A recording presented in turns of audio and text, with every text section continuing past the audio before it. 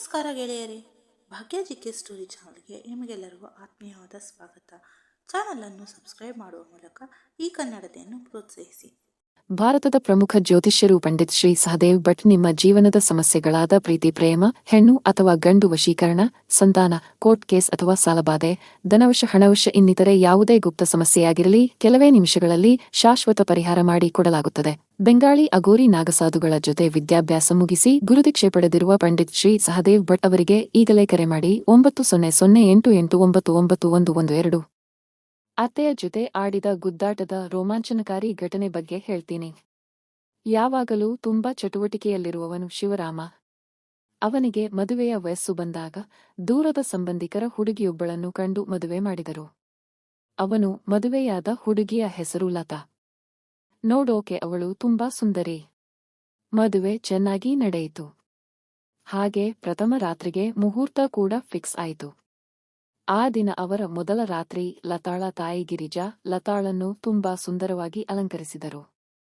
ಸುಂದರವಾದ ಹಸಿರು ಸೀರೆಯನ್ನು ಹುಟ್ಟುಕೊಂಡು ಗಮಗಮಿಸುವ ಮಲ್ಲಿಗೆ ಹೂವನ್ನು ಮುಡಿದುಕೊಂಡಿದ್ದಳು ಲತಾ. ಮೊದಲೇ ಸುಂದರವಾಗಿದ್ದ ಲತಾ ಈ ಎಲ್ಲಾ ಅಲಂಕಾರದಿಂದ ಇನ್ನಷ್ಟು ಸುಂದರವಾಗಿ ದೇವತೆಯಂತೆ ಕಾಣಿಸುತ್ತಿದ್ದಳು. ಶಿವರಾಮ ರೂಮಿನಲ್ಲಿ ಕುಳಿತುಕೊಂಡು ಕಾಲು ಅಲ್ಲಾಡಿಸುತ್ತಾ ಲತಾ ಎಷ್ಟೊತ್ತಿಗೆ ಬರುತ್ತಾಳೆ ಅಂತ ಕಾಯುತ್ತಿದ್ದ. ಅಷ್ಟರಲ್ಲಿ ಹಿರಿಯರೆಲ್ಲ ಲತಾಳನ್ನು ಹರಸಿ ಅವಳಿಗೆ ಸಲಹೆಯ ಮಾತುಗಳನ್ನು ಹೇಳಿ ಅವಳನ್ನು ಪ್ರಥಮ ರಾತ್ರಿಯ ಕೋಣೆಗೆ ಕಳುಹಿಸಿದರು. ಅವಳು ಒಳಗಡೆ ಹೋದ ಹಾಗೆ ಕೋಣೆಯ ಬಾಗಿಲನ್ನು ಹಾಕಿದರು. ಹಾಲಿನ ಲೋಟವನ್ನು ಹಿಡಿದುಕೊಂಡು ಲತಾ ನಿಧಾನವಾಗಿ ಗಂಡನ ಬಳಿ ಬಂದಳು. ಹಾಲಿನ ಲೋಟವನ್ನು ಶಿವರಾಮನಿಗೆ ಕೊಟ್ಟು ತನ್ನ ತಲೆಯನ್ನು ತಗ್ಗಿಸಿ ಅವನ ಎದುರುಗಡೆ ನಿಂತುಕೊಂಡಳು. ಶಿವರಾಮ ಕೂಡಲೇ ಲತಾಳನ್ನು ತಬ್ಬಿಕೊಂಡು ಕೆನ್ನೆಗೊಂದು ಮುತ್ತಿಟ್ಟ. ತನ್ನ ಗಂಡ ಹಾಲಿನ ಲೋಟದ ಕಡೆ ನೋಡದೇ ಇರುವುದನ್ನು ನೋಡಿ, ನಿಮಗೇನು ಅಷ್ಟು ಅರ್ಜೆಂಟ್? ಮೊದಲು ಹಾಲನ್ನು ಕುಡಿಯಿರಿ, ಆಮೇಲೆ ಆ ಕೆಲಸ ಅಂದಳು. ಆದರೆ ಶಿವರಾಮಗೆ ಹಾಲಿನ ಮೇಲೆ ಆಸಕ್ತಿ ಇರಲಿಲ್ಲ. ನೀನು ಮೂಡಿದಂತಹ ಈ ಮಲ್ಲಿಗೆಯ ಸುವಾಸನೆ ನನಗೆ ಅಮಲರಿಸುತ್ತಿದೆ. ಇಷ್ಟು ಸುಂದರ ಹೆಂಡತಿಯನ್ನು ಬಿಟ್ಟು ನಾನು ಹಾಲು ಕುಡಿಯುತ್ತಾ ಹೇಗೆ ಕುಳಿತುಕೊಳ್ಳಬಹುದು ಅಂತ ಹೆಂಡತಿಗೆ ನಗುತ್ತಾ ಹೇಳಿದನು. ಸಾಕು ಸಾಕು ಎಂದು ಲತಾ ಅವನ ಕೈಯಿಂದ ತಪ್ಪಿಸಿಕೊಂಡು ಹಾಲಿನ ಗ್ಲಾಸನ್ನು ತೆಗೆದುಕೊಂಡು ಅವನಿಗೆ ಕುಡಿಯಲು ಕೊಟ್ಟಳು. ಶಿವರಾಮ ಅವಸರದಲ್ಲಿ ಸ್ವಲ್ಪ ಹಾಲನ್ನು ಕುಡಿದು ಉಳಿದದ್ದನ್ನು ಲತಾಳಿಗೆ ಕುಡಿಯಲು ಕೊಟ್ಟನು. ಲತಾ ಸ್ವಲ್ಪ ಬಗ್ಗಿ ಅವನ ಕಾಲಿಗೆ ನಮಸ್ಕಾರ ಮಾಡಿದಳು. ಶಿವರಾಮ ಲತಾಳನ್ನು ಎರಡು ಕೈಯಿಂದ ಮೇಲಕ್ಕೆ ಎತ್ತಿ ಅವಳ ತುಟಿಗೆ ಒಂದು ಮುತ್ತನ್ನು ಇಟ್ಟು, ಇಂತಹ ಸಂಸ್ಕಾರ ಇರುವ ಹುಡುಗಿಯನ್ನು ನಾನು ಮದುವೆಯಾದದ್ದು ನನ್ನ ಅದೃಷ್ಟ ಅಂದುಕೊಂಡನು. ಹಾಗೆ ಅವಳನ್ನು ಪ್ರೀತಿಯಿಂದ ಎತ್ತಿಕೊಂಡು ಗರಗರನೆ ತಿರುಗಿಸಿ ಮಂಚದ ಮೇಲೆ ಕರೆದುಕೊಂಡು ಹೋದ. ಹಾಗೆ ಬೆಳಿಗ್ಗಾಗುವವರೆಗೂ ಅವಳ ಜೊತೆ ಎಂಜಾಯ್ ಮಾಡುತ್ತಾ ಆ ರಾತ್ರಿಯನ್ನು ಕಳೆದ. ಒಂದೆರಡು ದಿನ ಇದೇ ರೀತಿ ಕಳೆದವು. 24 ಗಂಟೆಗಳ ಕಾಲ ಶಿವರಾಮ ತನ್ನ ಹೆಂಡತಿಯನ್ನು ಬಿಟ್ಟು ಹೋಗುತ್ತಲೇ ಇರಲಿಲ್ಲ. ಇದನ್ನು ಕಂಡ ಶಿವರಾಮನ ಅಮ್ಮನಿಗೆ ಕೋಪ ಬಂತು. ಇವನು ಹಗಲು ರಾತ್ರಿ ಇವಳ ಹಿಂದೆ ಇದ್ದರೆ ಕೆಲಸ ಮಾಡುವುದು ಯಾವಾಗ? ಯಾಕೆ ಇವನು ಬೇರೆ ಕೆಲಸವೆಲ್ಲ ಬಿಟ್ಟು ಇವಳ ಹಿಂದೆ ಇರುತ್ತಾನೆ ಅಂತ ಅಂದುಕೊಂಡಳು. ಈ ನಡುವೆ ಶಿವರಾಮ ಲತಾಳನ್ನು ಅವಳ ಅಮ್ಮನ ಮನೆಗೆ ಕರೆದುಕೊಂಡು ಹೋಗಿದ್ದ. ಅಲ್ಲಿ ಅವರು ಉಳಿದುಕೊಂಡ 2 ದಿನ ಇದೇ ರೀತಿ ಕಳೆದಿತ್ತು. ಶಿವರಾಮ ಹಗಲು ರಾತ್ರಿ ಎನ್ನದೆ ಲತಾಳ ಜೊತೆ ರೂಮಿನಲ್ಲಿ ಇರುವುದನ್ನು ಅವನ ಅತ್ತೆಯೂ ಕೂಡ ಗಮನಿಸಿದಳು. ಅವಳಿಗೂ ಇದರಿಂದ ಯೋಚನೆಯಾಯಿತು. ಆದರೆ ಏನನ್ನು ಹೇಳಲಾಗದೆ ಸುಮ್ಮನೆ ಇದ್ದಳು. ಶಿವರಾಮ ಮತ್ತು ಲತಾ ಮತ್ತೆ ಅವರ ಮನೆಗೆ ವಾಪಸ್ ಆದರೂ ಶಿವರಾಮ ಕೆಲಸ ಮಾಡುವ ಆಫೀಸಿಗೆ ಹತ್ತಿರದಲ್ಲೇ ಒಂದು ಬಾಡಿಗೆ ಮನೆಯನ್ನು ಪಡೆದುಕೊಂಡು ಅಲ್ಲಿ ತನ್ನ ಹೆಂಡತಿಯೊಡನೆ ಉಳಿದುಕೊಂಡಿದ್ದನು. ಶಿವರಾಮ ಮತ್ತು ಲತಾ ಸಮಯ ಸಿಕ್ಕಾಗಲೆಲ್ಲ ಎಂಜಾಯ್ ಇದ್ದರು. ಇದರ ಪರಿಣಾಮ ಕೆಲವೇ ತಿಂಗಳಲ್ಲಿ ಲತಾ ವಾಂತಿ ಮಾಡಿಕೊಂಡಳು. ಗಂಡ ಕೆಲಸಕ್ಕೆ ಹೋದಾಗ ಅವನಿಗೆ ಫೋನ್ ಮಾಡಿ ನನಗೆ ಮಾವಿನ ಹಣ್ಣು ತಿನ್ನಬೇಕು ಅಂತ ಹೇಳಿದಳು. ಅಷ್ಟು ಮಾತ್ರವಲ್ಲದೆ ತನ್ನ ಅಮ್ಮನಿಗೆ ಕೂಡ ಫೋನ್ ಮಾಡಿ ತಾನು ತಾಯಿಯಾಗುತ್ತಿರುವ ಬಗ್ಗೆ ತಿಳಿಸಿದಳು. ಲತಾಳ ತಾಯಿಗೆ ತುಂಬಾ ಸಂತೋಷವಾಯಿತು. ಆದರೆ ಇನ್ನೊಂದೆಡೆ ಭಯವೂ ಕೂಡ ಶುರುವಾಯಿತು. ಯಾಕೆಂದರೆ ತನ್ನ ಅಳಿಯ ಯಾವಾಗಲೂ ಅವಳ ಹಿಂದೆ ಇರುತ್ತಿದ್ದ. ಮೊದಲೇ ಅವಳು ಸ್ವಲ್ಪ ವೀಕ್ ಆಗಿದ್ದಾಳೆ. ಇನ್ನು ಅವನು ಹಗಲಿರುಳು ಎನ್ನದೆ ಈ ರೀತಿ ತೊಂದರೆ ಕೊಟ್ಟರೆ ಅವಳ ಕತೆ ಏನಾಗಬಹುದು ಅನ್ನುವ ಭಯವಾಯಿತು. ಸ್ವಲ್ಪ ದಿನದ ಮಟ್ಟಿಗಾದರೂ ಅವರಿಬ್ಬರನ್ನೂ ದೂರ ಇಡುವುದು ಒಳ್ಳೆಯದು ಅಂತ ಅಂದುಕೊಂಡಳು. ಹಾಗಾಗಿ ಅಳಿಯನ ಮನೆಗೆ ಹೋದಳು. ನಾನು ಲತಾಳನ್ನು ನನ್ನ ಮನೆಗೆ ಕರೆದುಕೊಂಡು ಹೋಗುತ್ತೇನೆ. ಹೆರಿಗೆಯಾದ ನಂತರ ಅವಳನ್ನು ಕರೆದುಕೊಂಡು ಬರುತ್ತೇನೆ ಅಂತ ಹೇಳಿದರು. ಆಗ ಶಿವರಾಮ, ಇದೇನು? ಇಷ್ಟು ಬೇಗ ಅವಳನ್ನು ಕರೆದುಕೊಂಡು ಹೋದರೆ ನನ್ನ ಗತಿಗೇನು?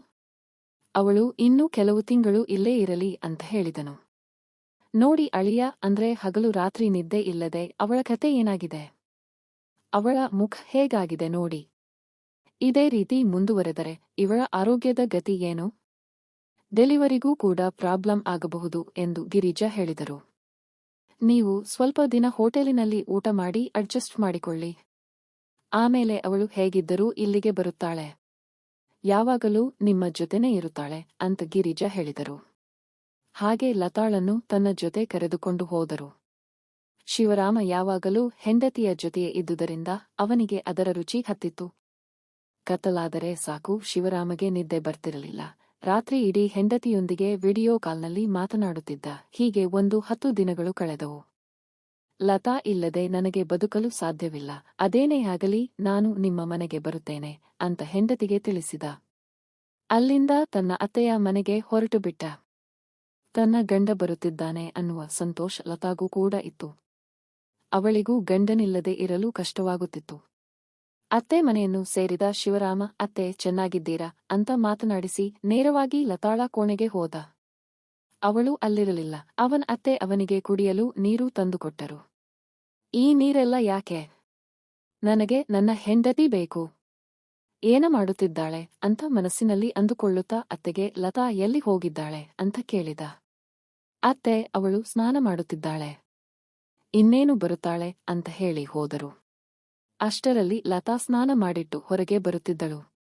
ಲತಾಳ ಅಮ್ಮ ಅವಳ ಹತ್ತಿರ ಹೋಗಿ, ನಿನ್ನ ಗಂಡ ಬಂದಿದ್ದಾನೆ, ಅವನು ನಿನ್ನನ್ನು ಕರೆಯುತ್ತಿದ್ದಾನೆ, ಒಳಗೆ ಹೋಗಿ ಸ್ವಲ್ಪ ಹೊತ್ತು ಮಾತನಾಡಿಸಿಕೊಂಡು ಬಾ. ಅವನ ಮಾತು ಕೇಳಿಕೊಂಡು ಹುಚ್ಚುತನದ ಕೆಲಸ ಮಾಡಬೇಡಿ ಅಂತ ಮಗಳಿಗೆ ಬುದ್ಧಿ ಹೇಳಿದಳು. ಲತಾ ಆಯ್ತು ಅಂತ ಹೇಳಿ ಕೋಣೆಯೊಳಗೆ ಹೋದಳು. ಲತಾ ಕೋಣೆಯನ್ನು ಪ್ರವೇಶಿಸಿದ ಕೂಡಲೇ ಶಿವರಾಮ ಅವಳನ್ನು ಹಿಡಿದುಕೊಂಡ. ಅಯ್ಯೋ ಬಿಡಿ, ಅಮ್ಮ ಬರುತ್ತಿದ್ದಾಳೆ ಅಂತ ಲತಾ ತಪ್ಪಿಸಿಕೊಂಡಳು. ಅಷ್ಟರಲ್ಲಿ ಲತಾಳ ಅಮ್ಮ ಬಿಸಿ ಬಿಸಿಯಾದ ತಿಂಡಿಯನ್ನು ಮಾಡಿಕೊಂಡು ಬಂದು, ಅಳಿಯ ತಗೊಳ್ಳಿ ತಿನ್ನಿ ಅಂತ ಶಿವರಾಮಗೆ ಕೊಟ್ಟಳು. ಶಿವರಾಮ ಲತಾಳಿಂದ ಸ್ವಲ್ಪ ದೂರ ಹೋಗಿ ಕುಳಿತು, ಸರಿ ಅತ್ತೆ, ಅದನ್ನು ಇಲ್ಲಿ ಇಟ್ಟು ಹೋಗಿ, ನಾನು ಆಮೇಲೆ ತೆಗೆದುಕೊಳ್ಳುತ್ತೇನೆ ಅಂತ ಹೇಳಿದನು. ಆಗ ಗಿರಿಜಾ ತನ್ನ ಮಗಳನ್ನು ಪಕ್ಕಕ್ಕೆ ಕರೆದು, ನೀನು ಇಲ್ಲಿ ಚೆನ್ನಾಗಿದ್ದೀಯಾ? ಅವನು ಮನೆಗೆ ಬಾ ಅಂತ ಕರೆದರೆ ಅವನ ಮನೆಗೆ ಹೋಗಿ ನಿಮ್ಮ ಮನೆಯಲ್ಲಿ ತೊಂದರೆಗಳಿಗೆ ಸಿಕ್ಕಿ ಹಾಕಿಕೊಳ್ಳಬೇಡ. ಅವನೇನಾದರೂ ಕರೆದರೆ ಬರುವುದಿಲ್ಲ ಅಂತ ಹೇಳು ಅಂತ ಹೇಳಿದಳು. ಅದಕ್ಕೆ ಲತಾ ಆಯ್ತು ಅಂತ ಒಪ್ಪಿಕೊಂಡಳು. ಆ ದಿನ ಶಿವರಾಮ ಅವರ ಮನೆಯಲ್ಲೇ ಉಳಿದುಕೊಂಡ. ರಾತ್ರಿ ಎಲ್ಲರೂ ಊಟಕ್ಕಾಗಿ ಕುಳಿತಿದ್ದರು. ಲತಾಗೆ ಏನನ್ನೂ ತಿನ್ನುವ ಮನಸ್ಸಿರಲಿಲ್ಲ. ಅಮ್ಮ, ನಿನ್ನ ಅಳಿಯನಿಗೆ ಊಟ ಮಾಡಿಸು, ನಾನು ಮಲಗುತ್ತೇನೆ ಎಂದು ಒಳಗೆ ಹೋದಳು. ಶಿವರಾಮ ಅತ್ತೆಯ ಜೊತೆ ಊಟ ಮಾಡಲು ಕುಳಿತು, ಮಾವ ಇನ್ನೂ ಬಂದಿಲ್ಲವೇ ಅಂತ ಶಿವರಾಮ ಅತ್ತೆಯನ್ನು ಕೇಳಿದನು. ಇಲ್ಲ, ಅವರು ಇನ್ನೂ ಬಂದಿಲ್ಲ, ಅವರು ಯಾವಾಗಲೂ ಹೀಗೆ ಮಾಡುತ್ತಾರೆ, ಸದಾ ಬಿಸಿನೆಸ್ ಅಂತ ಇರುತ್ತಾರೆ, ಎಷ್ಟೊತ್ತಿಗೆ ಬರುತ್ತಾರೋ ಹೋಗುತ್ತಾರೋ ನನಗೆ ಗೊತ್ತಿಲ್ಲ ಅಂತ ಅತ್ತೆ ಹೇಳಿದಳು. ಊಟ ಆದ ನಂತರ ಲತಾಳ ತಾಯಿ ಮಗಳನ್ನು ತನ್ನೊಂದಿಗೆ ಹಾಳಿನಲ್ಲಿ ಮಲಗಲು ಹೇಳಿದರು. ಶಿವರಾಮ ಒಳಗಡೆ ಬೆಡ್ರೂಮ್ನಲ್ಲಿ ಮಲಗಿದ್ದನು. ತನ್ನ ಹೆಂಡತಿ ತನ್ನ ಜೊತೆಯಲ್ಲಿ ಮಲಗಲಿಲ್ಲ ಅಂತ ಶಿವರಾಮಗೆ ತುಂಬಾ ಕೋಪ ಬಂತು. ನನ್ನ ಜೊತೆ ಮಲಗುವುದಕ್ಕೆ ಲತಾಗೂ ಇಷ್ಟವಿದೆ, ಆದರೆ ಇವರು ನಮಗೆ ತೊಂದರೆ ಕೊಡುತ್ತಿದ್ದಾರೆ ಅಂತ ಅಂದುಕೊಂಡನು. ಮಧ್ಯರಾತ್ರಿ ಎಚ್ಚರವಾಗಿ ಶಿವರಾಮ ಬಚ್ಚಲು ಮನೆಗೆ ಹೋಗುತ್ತಾನೆ. ಆ ಸಮಯದಲ್ಲಿ ಲತಾ ಸರಿಯಾಗಿ ನಿದ್ದೆ ಬರದೆ ಒಳಗಡೆ ಹೋಗಿ ರೂಮಿನಲ್ಲಿ ಮಲಗಿಕೊಂಡಿದ್ದಳು. ಲತಾಳ ಅಮ್ಮ ಸೋಫಾದಲ್ಲಿ ಮಲಗಿದ್ದರು. ಶಿವರಾಮ ಬಚ್ಚಲು ಮನೆಯಿಂದ ಹೊರಬಂದು ಅತ್ತೆಯ ಪಕ್ಕದಲ್ಲಿ ಮಲಗಿಕೊಳ್ಳುತ್ತಾನೆ. ಅತ್ತೆ ಪಕ್ಕದಲ್ಲಿ ಮಲಗಿಕೊಂಡ ಶಿವರಾಮ ನಿಧಾನಕ್ಕೆ ಅತ್ತೆಯನ್ನು ತಬ್ಬಿಕೊಂಡು ತನ್ನ ಮೈಮೇಲೆ ಕೈ ಹಾಕಿದ್ದನ್ನು ನೋಡಿ ಅತ್ತೆ ತನ್ನ ಗಂಡ ಬಂದು ಪಕ್ಕದಲ್ಲಿ ಮಲಗಿರಬಹುದು ಅಂತ ಅಂದುಕೊಂಡಳು. ಕತ್ತಲಲ್ಲಿ ಶಿವರಾಮನ ಕೈಚಲನೆ ಅತ್ತೆಯನ್ನು ಮೂಡಿಗೆ ಕರೆದುಕೊಂಡು ಹೋಗಿ ಅವನನ್ನು ತಬ್ಬಿಕೊಳ್ಳುವ ಹಾಗೆ ಮಾಡಿತು. ತನ್ನ ಗಂಡನೇ ಬಂದಿದ್ದಾನೆ ಅಂತ ಅತ್ತೆ ಶಿವರಾಮನಿಗೆ ಸ್ಪಂದಿಸುತ್ತಿದ್ದಳು. ಈ ಕಡೆ ಶಿವರಾಮ ಕತ್ತಲಲ್ಲಿ ತನ್ನ ಹೆಂಡತಿ ಅಂತ ಅಂದುಕೊಂಡು ಅತ್ತೆಯನ್ನು ಗಟ್ಟಿಯಾಗಿ ತಬ್ಬಿಕೊಂಡ. ಇನ್ನೇನು ಮುಂದುವರೆಯಬೇಕು ಅಂತ ಅಂದುಕೊಂಡಾಗ ಕಾಲಿಂಗ್ ಬೆಲ್ ಸದ್ದಾಯಿತು. ಆ ಶಬ್ದಕ್ಕೆ ಅತ್ತೆ ಎಚ್ಚರವಾಗಿ ಲೈಟ್ ಆನ್ ಮಾಡಿ ಬಾಗಿಲು ತೆಗೆಯುತ್ತಾಳೆ. ಬಾಗಿಲು ತೆರೆದಾಗ ಅವಳ ಗಂಡ ಬಂದಿರುತ್ತಾನೆ. ತಾನು ಇದುವರೆಗೂ ತಬ್ಬಿಕೊಂಡಿದ್ದು ಅತ್ತೆಯನ್ನು ಅನ್ನುವುದನ್ನು ಶಿವರಾಮ ಅರಿತು ತುಂಬಾ ಮುಜುಗರವಾಗಿ ಒಳಗೆ ಹೋಗಿ ಮಲಗುತ್ತಾನೆ. ಈ ಕಡೆ ಶಿವರಾಮನ ಅತ್ತೆಯೂ ಕೂಡ ನಾಚಿಕೊಂಡು ಗಂಡ ಬಂದಿದ್ದಕ್ಕೆ ಒಳ್ಳೆಯದಾಯಿತು. ಇಲ್ಲದಿದ್ದರೆ ನನ್ನ ಕತೆ ಏನಾಗುತ್ತಿತ್ತು ಅಂದುಕೊಂಡಳು. ಮರುದಿನ ಒಬ್ಬರನ್ನೊಬ್ಬರು ನಾಚಿಕೆಯಿಂದ ನೋಡಲಾಗಲಿಲ್ಲ. ಇದು ಹೀಗೆ ಮುಂದುವರೆಯಬಾರದು. ನನ್ನ ಮಗಳನ್ನು ಅಳಿಯನ ಜೊತೆ ಕಳುಹಿಸುವುದೇ ಸರಿ ಅಂತ ಅಂದುಕೊಂಡಳು ಗಿರಿಜಾ. ತನ್ನ ಅಳಿಯ ಮಗಳನ್ನು ತುಂಬಾ ಪ್ರೀತಿಸುತ್ತಿದ್ದಾನೆ. ಅವರಿಬ್ಬರನ್ನು ಬೇರ್ಪಡಿಸುವುದಕ್ಕೆ ಆಗುವುದಿಲ್ಲ. ಅವನ ಜೊತೆಯಲ್ಲಿ ಮಗಳು ಕೂಡ ಇಷ್ಟೊಂದು ಸಂತೋಷವಾಗಿ ಇರುತ್ತಾಳೆ ಅಂದರೆ ನಾನು ಅವರಿಗೆ ತೊಂದರೆ ಕೊಡಬಾರದು ಅಂದುಕೊಂಡಳು. ಮರುದಿನವೇ ಲತಾಳು ಶಿವರಾಮನ ಜೊತೆ ಅವನ ಮನೆಗೆ ಕಳುಹಿಸಿಕೊಟ್ಟಳು. ಧನ್ಯವಾದಗಳು ವೀಕ್ಷಕರೇ. ಕತೆ ಬಗ್ಗೆ ನಿಮ್ಮ ಅನಿಸಿಕೆ ಕಾಮೆಂಟ್ ಮಾಡಿ.